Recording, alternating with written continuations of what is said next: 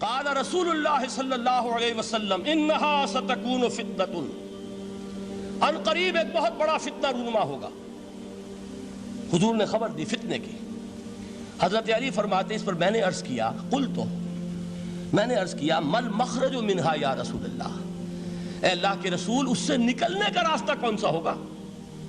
دیکھیے یہ لکھا ہوا ایگزٹ، نکلنے کا راستہ، اور عام طور پر آپ نے دیکھا ہوگا بڑے ہالز میں یہ سرخ روشنی ہوتی ہے، اس میں اس کا اہتمام کیا جاتا ہے کہ اگر خدا نہ خواستہ کوئی حادثہ ہو جائے لوگوں کو معلوم ہو نکلنے کا راستہ کون سا، یہ مخرج۔ حضور نے خبر دی کہ فتنہ ہوگا۔ تو دیکھیے میں ایک بات عرض کیا کرتا ہوں، ذرا توجہ کیجئے، ہمارا حال کیا ہے؟ ہم بڑے ریشنلسٹ قسم کے لوگ ہیں، یہ زمانہ ریشنلزم کا ہے۔ اگر ہم ہوتے تو کیا پوچھتے؟ وہ فتنہ کیا ہوگا، کیوں ہوگا، کہاں سے آئے گا؟ ہمارے سوال یہ ہوتے ہیں کب آئے گا، کیوں، کہاں، کب، کیسے۔ ان سب کی حیثیت علمی سوالات کی ہے۔ بھائی کب آئے گا ایک علم ہے، کیسے آئے گا علم ہے، کہاں سے آئے گا علم ہے، لیکن اصل جو عملی اعتبار سے اہمیت والی شے ہے، بچاؤ کا راستہ کون سا ہوگا محمد الرسول اللہ، یہ بتائیے ہم۔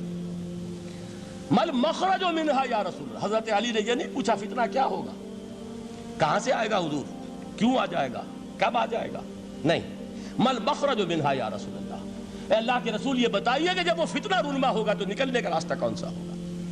اس کا جواب ہے، ارشاد فرمایا محمد رسول اللہ نے، کتاب اللہ، اللہ کی کتاب ہے وہ مخرج، یہ کتاب ہے کہ جس کو تھامو گے تو فتنوں سے محفوظ رہو گے۔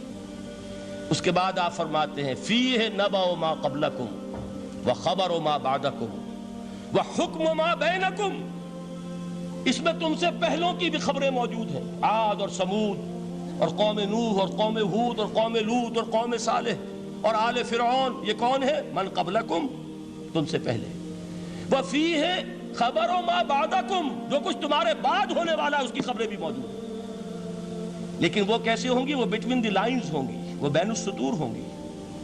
ان کے لیے انسان کو، آپ کو معلوم ہے کہ عبارت میں سطور ہوتی ہیں اور ایک درمیان میں ہوتا ہے، ان کے کچھ لکھا ہوا نہیں ہوتا۔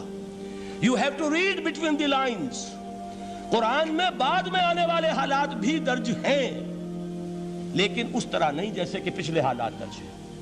اس کے لیے ذرا ان ڈیپتھ پونڈرنگ اوور، غور و فکر اور تدبر کی ضرورت ہوگی۔ وَحُکْمُ مَا بَيْنَكُمْ، اور جتنے اختلافات تمہارے اندر پیدا ہوں گے تا قیام قیامت، ان سب کا فیصلہ بھی اس کتاب میں موجود ہے۔ وَهُوَ حَبْلُ اللَّهِ الْمَتِينُ وَهُوَ الذِّكْرُ الْحَكِيمُ، یہی تو ہے، وَهُوَ الصِّرَاطُ الْمُسْتَقِيمُ، سیدھا راستہ، اور کون سا؟ یہی قرآن تو ہے۔ ہر رکعت میں کہتے ہو اهْدِنَا الصِّرَاطَ الْمُسْتَقِيمُ، اور قرآن دیا ہوا ہے اس پر غور نہیں کرتے۔ عجیب تماشا ہے ہمارا، نماز کی ہر رکعت میں اهْدِنَا الصِّرَاطَ الْمُسْتَقِيمُ، اور حضور فرمایا وَهُوَ الصِّرَاطُ الْمُسْتَقِيمُ، صراط مستقیم یہ قرآن ہی تو ہے، الذکر الحکیم یہ قرآن ہی تو ہے، وَهُوَ حَبْلُ اللَّهِ الْمَتِينُ، اور یہی ہے اللہ کی مضبوط رسی۔ آپ نے قاری صاحب سے وہ آیات سنی سورہ آل عمران کی، وَاعْتَصِمُوا بِحَبْلِ اللَّهِ جَمِيعًا وَلَا تَفَرَّقُوا، اللہ کی رسی کو مضبوطی سے مل جل کر تھامو اور تفرقے میں مبتلا نہ ہو۔ تفرقہ ہوگا تو کیا ہوگا؟ تمہاری ہوا اکھڑ جائے گی۔ آج آپ کو معلوم ہے دول عرب اگر یہ یکجا ہو جائیں، ایک دن کے لیے اسرائیل قائم نہیں رہ سکتا، امریکہ نہیں، امریکہ کا باپ اسے قائم نہیں رکھ سکتا۔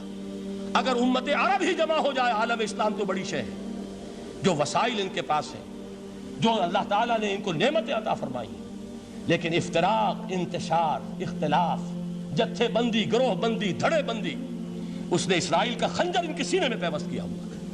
اس لیے کہ فَتَذْهَبَ رِيحُكُمْ، اگر تم اختلاف کرو گے تو تمہاری ہوا اکھڑ جائے گی، آج وہ ہوا اکھڑ چکی ہے۔ تو فرمایا وَاعْتَصِمُوا بِحَبْلِ اللَّهِ جَمِيعًا وَلَا تَفَرَّقُوا، اللہ کی رسی کو مضبوطی کے ساتھ مل جل کر تھامو اور تفرقے میں مت پڑو۔ حضور فرما رہے ہیں وہ اللہ کی رسی کون سی؟ ہوا حبل اللہ المتین، یہی قرآن ہے اللہ کی مضبوط رسی۔ علامہ اقبال نے کیا خوب کہا ہے، علامہ اقبال نے قرآن اور حدیث کے حقائق کو جس طریقے سے اشعار کا جامع پہنایا ہے، وہ تو خود کہتے ہیں گوہر دریائے قرآن سفتام، میں نے قرآن مجید کے دریا سے موتی نکال کر اپنے اشعار کے اندر میں نے چن دیے ہیں، میرا کام اور کچھ نہیں ہے۔ موتی کوئی بھی غواص پیدا نہیں کرتا، دریا کی گہرائی سے نکال لاتا ہے، یہ میری حکمت نہیں ہے جو میرے اشعار میں ہے، یہ میں نے قرآن مجید کے دریا میں غوطہ زنی کر کے اس سے یہ موتی نکالے، گوہر دریائے قرآن سفتام۔ اب دیکھیے اسی حدیث کے اس ٹکڑے کو کیسے شعر میں لائے ہیں۔ از یک آئینی مسلمان زندہ است، پے کرے ملت سے قرآن زندہ ہست۔ مسلمان کی زندگی تو ایک آئین کے بدولت ہے، یہ آئین قرآن، جو کہا تھا کبھی قائد اعظم مرحوم نے جب پوچھا گیا تھا کہ آپ کے پاکستان کا دستور کیا ہوگا، کیا فرمایا تھا یاد کیجئے کہ ہمیں کسی نئے دستور کی ضرورت نہیں، ہمارا دستور 1400 برس پہلے طے ہو چکا ہے۔ یہ ہماری بدقسمتی ہے جو کچھ کہا تھا قائد اعظم نے کہ God has given us a golden opportunity to prove our worth as architects of a new state, and let it not be said that we didn't prove equal to the task۔ میں معذرت کے ساتھ عرض کروں گا حضرت کہ واقعہ یہ ہے کہ ہم اس کے equal to the task ثابت نہیں ہوئے۔ قائد اعظم کا دیا ہوا پاکستان آج دنیا میں موجود نہیں ہے، اس کا ایک حصہ اپنے نام سے دستبردار ہو کر بنگلہ دیش بن چکا ہے، اس نے اپنی تاریخ کو خیر بات کہہ دیا ہے، حالانکہ مسلم لیگ کی جنم بھومی ڈھاکہ ہے، 1906 میں ڈھاکہ میں مسلم لیگ نے جنم لیا تھا، اور اگر وہ صرف ہم سے علیحدہ ہوتا یہ گہرا صدمہ ہوتا، لیکن یہ کہ اس نے جب نام بدلا ہے در حقیقت اس نے اپنے تاریخ سے اپنے پس منظر سے استعفیٰ دیا ہے۔ یہ ہمارا دوہرا ہمارے لیے صدمے کی بات ہے۔ کیا 2 یمن موجود نہیں ہیں؟ ان میں سے کوئی ایک بھی اپنا نام چھوڑنے کو تیار ہوگا؟ کیا 2 جرمنی دنیا میں موجود نہیں ہیں؟ کوئی ایک بھی ان میں سے اپنا نام چھوڑے گا؟ کیا 2 کوریا نہیں ہیں؟ 2 ویتنام نہیں ہیں؟ تو کیا 2 پاکستان نہیں ہو سکتے تھے؟ ہو سکتے تھے۔ میں یہ کہا کرتا ہوں کہ یہ گہرا صدمہ ہے علیحدگی، اور دوہرا صدمہ ہے، اور اس سے کہیں زیادہ بڑا کہ انہوں نے اپنا نام بدل دیا، اپنی آئیڈینٹی چینج کر دی، انہوں نے وہ نام اپنے ماتھے سے اتار کر خلیج بنگال کے اندر ڈبو دیا۔ یہ بہت بڑی سزا ہے جو ہمیں ملی ہے۔ کیوں ملی ہے؟ کہ ہم نے 25 برس تک اس جس کو کہا تھا کہ وہ ہمارا آئین ہے، اس کو آئین نہیں بنایا۔ ہم نے دنیا کے سامنے جھولیاں پساری، ہم نے طرح طرح کے نظاموں کو آزمایا، لیکن اس قرآن کی طرف پیش قدمی نہیں کی۔ اللہ تعالیٰ ڈھیل دیتا ہے لیکن سزا بھی بہت سخت ہوتی ہے۔ ان بطش ربک لشدید، وہ ہم پر کوڑا برسا ہے۔ تاریخ انسانی کی عظیم ترین شکستوں میں سے ایک شکست ہے کہ جو ہمارے ماتھے پر کلنک کے ٹیکے کی طرح موجود ہے۔ اللہ کرے کہ آئندہ یہ تاریخ اپنے آپ کو نہ دہرائے، لیکن میں عرض کر دیتا ہوں آپ سے، جو ہمارے لچھن ہیں، جو ہمارا طرز عمل ہے، جو ہمارے لیل و نہار ہیں، جو ہمارا انداز ہے، اللہ کے دین کا استہزاء اور تمسخر، جس طرح اللہ کے ساتھ مذاق ہم کر رہے ہیں، اس کا شاید اس سے بھی کہیں زیادہ برا نتیجہ نکلے۔ اللہ مجھے اور آپ کو اور ارض مقدس پاکستان کو اس انجام سے بچائے، لیکن اس کے لیے کام کرنا ہوگا۔ صرف کہنے سے بات نہیں بنے گی، کمر کسنی ہوگی، ہمت جو ہے پھر انسان کو اثر نو، ایک نئی تعمیر، ایک عزم، ایک ہاتھ میں قرآن اور ایک میں تلوار لے کر یہ امت پھر دوبارہ میدان میں آئے۔ بہرحال عرض یہ کرنا تھا، اقبال کہتا ہے از یک آئینی مسلمان زندہ است، پے کرے ملت سے قرآن زندہ ہست، ماں ہما خاک و دل آگاہ اوست، اعتصامش کن کہ حبل اللہ اوست۔ تامو اس کو مضبوطی کے ساتھ، حبل اللہ یہی قرآن ہے۔ یہ یک آئینی اور پیکر قرآن کی زندگی، پیکر ملت کی زندگی جو ہے اس قرآن کی بدولت ہے۔ تو حضور نے کیا فرمایا؟ فتنے سے بچنے کا راستہ کون سا ہے؟ کتاب اللہ فیہ نبأ ما قبلکم وخبر ما بعدکم وحکم ما بینکم وہو الصراط المستقیم وہو حبل اللہ المتین وہو الذکر الحکیم۔ ایک 3 جملے اور سن لیجئے۔ هو الذی لا یشبع منہ العلماء ولا یخلق عن کثرت الرد۔ یہ قرآن وہ شے ہے جس سے اہل علم کبھی سیر نہ ہو سکیں گے۔ ولا تنقضی عجائبہ، اس کے عجائب کبھی ختم نہیں ہوں گے۔ یہ ہیروں کی وہ کان نہیں ہے کہ جو کبھی خالی ہو جائے کہ سارے ہیرے نکل چکے اب مزید ہیرے نہیں ہیں، نہیں، علم اور حکمت کے ہیرے اور ہدایت اور حکمت کے موتی اس میں سے ابد الآباد تک نکلتے رہیں گے۔ ضرورت صرف کھودنے کی ہے۔ میں نے وہ لفظ استعمال کیا تھا، آج کا قرآن کھودنا ہوگا، آج کی ہدایت اس قرآن سے نکالنی ہوگی۔ قرآن جب نازل ہوا آن دی سرفیس، بالکل ظاہر وہ تھی اس کی ہدایت جو اس دور کے لیے ضروری تھی۔ ہمیشہ کی ہدایت اس کے اندر رکھ دی گئی ہے، اس میں مضمر ہے، اس میں چھپی ہوئی ہے، اس کے لیے تدبر کی ضرورت ہے۔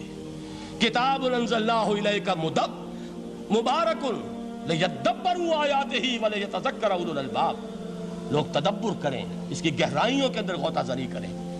لا تنقضی عجائبہ، اس کے عجائب کبھی ختم نہیں ہوں گے۔ ولا یشبع منہ العلماء، اہل علم کبھی اس سے سیر نہیں ہوں گے۔ آپ کو سخت بھوک لگی ہوتی ہے اور کھانا کھانے کے تھوڑی دیر کے بعد اب آپ کا ہاتھ رک جاتا ہے، سیر ہو گئے، بہترین کھانا ہے لیکن نہیں کھا سکتے۔ اگر عام حالات میں وہ آتا تو کبھی نہ چھوڑتے، لیکن اب وہ آپ کا میزبان کہہ رہا کچھ اور لیجئے، تناول فرمائیے ذرا، یہ بھائی نہیں میں اب بھر چکا، یہ آپ کہتے ہیں کہ نہیں؟ حضور فرمایا یہ قرآن وہ شے نہیں ہے جس سے اہل علم کبھی سیر ہو سکے، ان کی پیاس بڑھتی چلی جائے گی، ان کے اندر quest of knowledge, search for wisdom بڑھتی چلی جائے گی۔ کبھی بھی انسان یہ محسوس نہیں کرے گا کہ مجھے جو لینا تھا میں لے چکا، بلکہ یہ کہ جیسے جیسے قدم آگے بڑھیں گے تہذیب کے، تمدن کے، علم کے، اتنے ہی قرآن جو ہے وہ آگے بڑھتا چلا جائے گا ہر دور کی رہنمائی کے لیے۔